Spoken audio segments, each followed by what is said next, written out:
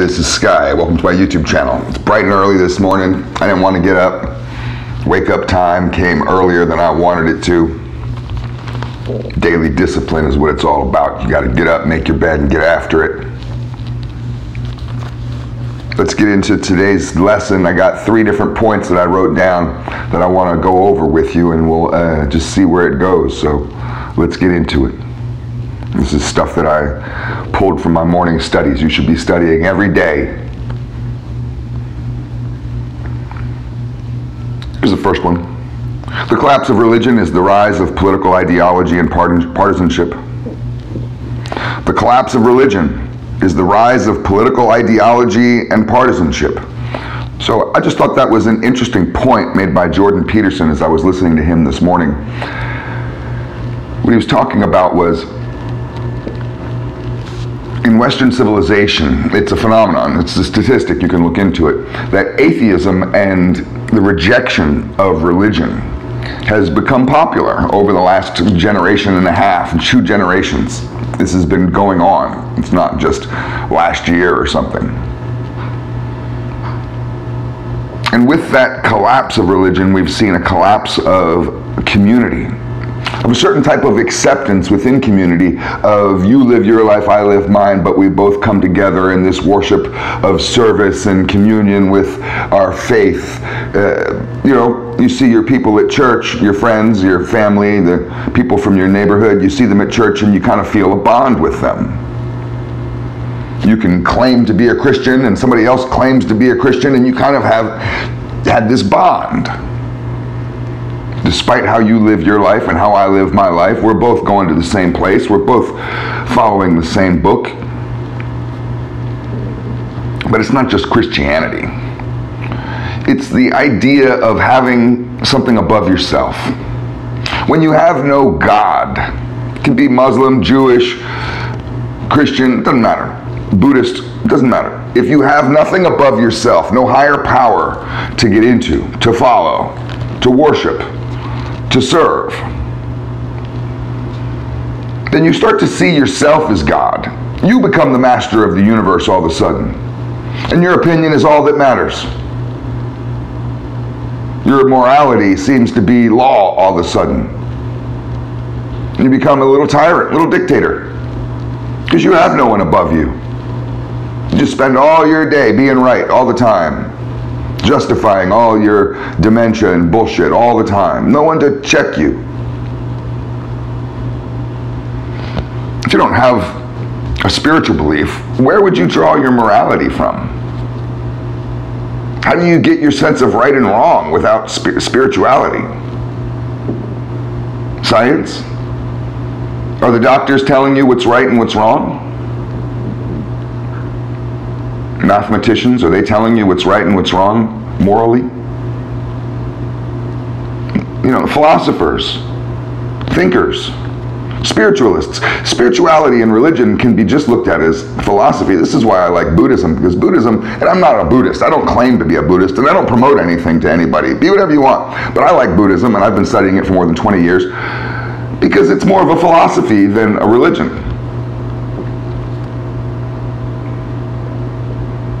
But I think that it's important to have something. And that's the point that Jordan Peterson was making, and I think that it's valid that without something, and we're witnessing what happens, without a life-guiding philosophy to follow, to gain your morality from, without that, without religion, you turn into animals. We fight each other. We riot. We whine and cry over not getting our way. We commit horrible acts. Just look at how society is going down the tubes. Where do you think it's coming from? It's coming from a lack of belief. That's what the revolution we need. It's a revolution of belief. Belief in something. Belief in meaning. Let's go to this next one. The next one is kind of a warning. I don't really like warnings, but it has a meaning to it, so let's get into it and we'll hash it out. Beware of people who say they are enough. It's a sure sign of a fraud. Beware of people who say they are enough. It's a sure sign of a fraud. So basically, if you're not humble, and you're going around promoting yourself like as if you're the shit, you got it all figured out, you're so great. There's a lot of people on YouTube that are like this. I follow a couple of them that don't really feel very humble. These motivational coaches, and they show these images of their Lamborghinis and their Rolls Royces and their mansions and try to tell you, you can be like me and all you got to do is make your bed, think positive. Is a sure sign of frauds. You know, a lot of those YouTube coaches that you see that are millionaires and that are promoting being jacked and all that, they're on steroids. They're renting these houses to do the videos. The cars are all rented. It's a bunch of fake ass shit. And you have to be careful when you go around thinking that you're enough. I'm good enough. Everything's cool with me. I'm doing great. You gotta be careful when you start thinking about that shit, thinking shit like that. I prefer to be humbly dissatisfied with who I am and with my life. Always, because I'm always striving forward. This is never good enough. I'm not there yet. I have high hopes, high dreams, big goals. Have goals that you might never attain and spend your whole life trying to attain them. These motherfuckers that say they're enough, what a miserable people they must be. Liars.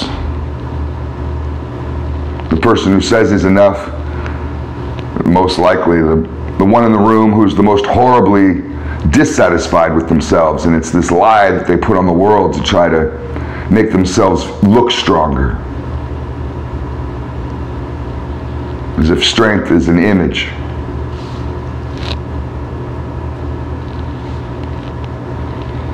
Let's go to the next one. I just thought this was an interesting little tidbit. I didn't fact check it, I just wrote it down and it sounded cool to me, and it has kind of a meaning. Michelangelo painted the Sistine Chapel with a broken brush. Now, assuming if that's true or not, I think it's pretty interesting little fact. I mean, many of us feel broken. I know I have and still kind of currently do in some elements of my life. Some areas I feel incredibly strong. In some areas I still feel somewhat broken. I'm still working on. A lot of us can feel bad and beat ourselves up a little too much for being broken, for not being perfect, for not being whole, for not having everything worked out by now. I'm still broken. I'm 50 years old and I still have fucking shit to do. This project isn't done yet. Will it ever be done? It may never be done. You have to enjoy working on it. I have a Triumph. God, this Triumph. I have a few bikes, and this one Triumph I've had for many, many years. It's highly collectible. It is the kind of most collectible, most desirable Triumph, that one of them that you can find, the holy grail of Triumphs. It is not a cheap restoration. I could just take $6 grand at a time and throw it at that bike, just handfuls of crumpled up cash, and just throw it at that bike, and it would disappear. That money would evaporate to nothing, and you wouldn't even see anything different with that project. I could go throw $6 grand at it right now and show you before and afters, and you'd just be like, well, did you do anything? Where'd the $6 grand go? It's like a sponge, man. It's an expensive restoration, and I haven't finished it yet. In fact, I've had that bike for at least 10 years and I haven't finished it. Someone asked me the other day, are you ever going to finish that thing? And I don't know if I ever will. I don't know if I ever really care about it. I don't know if I want to. I'm perfectly happy with that broken bike. I really enjoy the time that I spend slowly in my spare time when I have the freedom and nothing else to do. I'll go fuck with the Triumph.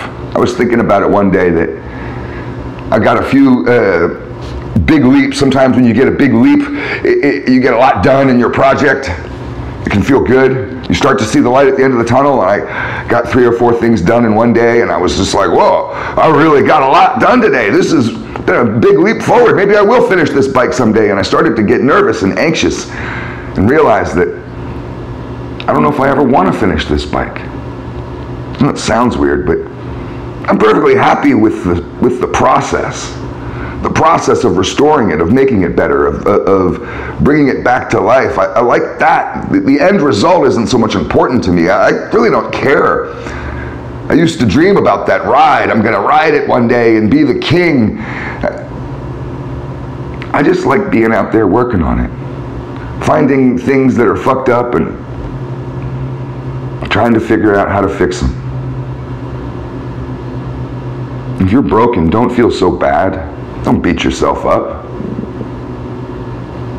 Beauty comes from the broken.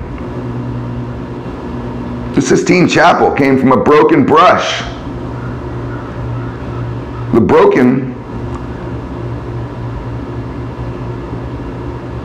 is what art comes from. The broken is what beauty comes from. Beauty doesn't come from the mundane, the boring.